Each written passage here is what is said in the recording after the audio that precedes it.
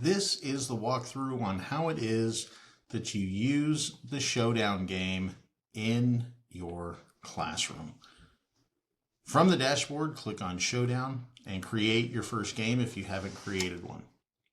Give it a game title. In this case, I'm going to call it Showdown Test Game. Attach it to a particular class that you teach. The idea behind each of these games is that you can save them and use them every time you teach a particular type of class or session. I call this the AI Marketing Toolkit.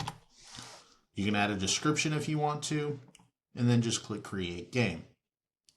Once you've created it, you'll now see it in your Game Hub for Showdown, and just click Edit. Here you can download a sample of how the questions should be laid out in a CSV. You can add the two teams or families that you want to create, and you can add up to 8 answers with accompanying point values. In this case, I'm just going to download the CSV file and upload it here. So now we can see what questions are added and the particular point values for that question that we might be using. These are essentially 5 particular rounds that we might want to go through.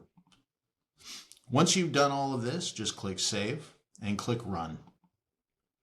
This is your controller screen that you'll be able to use to select whatever question you want. So let's suppose we want to name things we find in a kitchen. We click on that, and then now it opens up what it is that we're doing. Now let's suppose family 1 wins the face-off.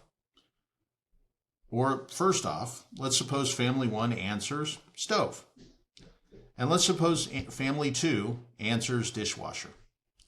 Well, family 1 won the face-off, so we're going to click on family 1. And they want to control the board, so we just click on their name again. So at this point, we just go through and ask them, name which things you find in the kitchen to anybody on the team. And let's suppose somebody says a sink, and it will reveal itself off the board there.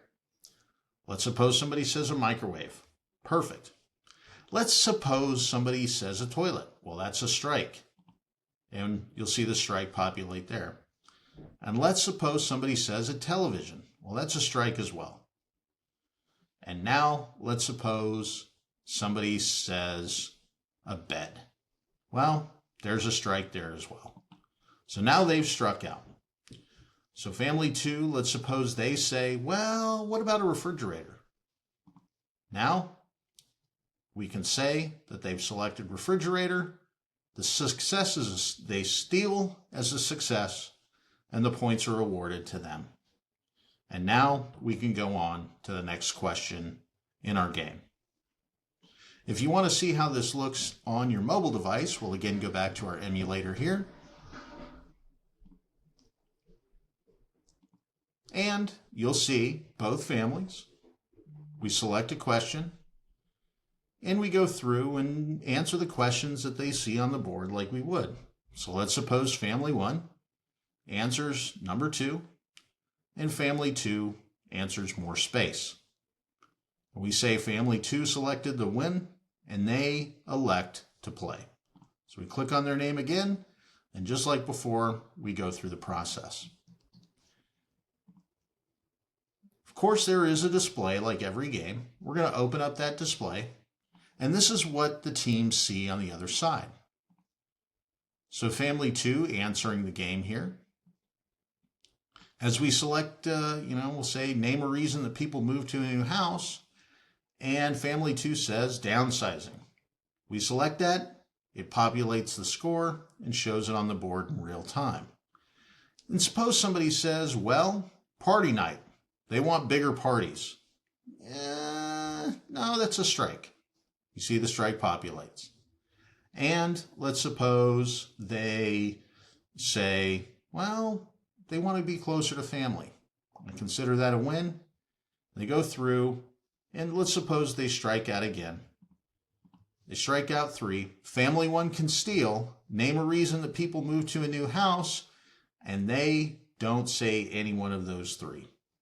So we say the steal failed and the points were awarded to family 2, and then it shows all of the answers.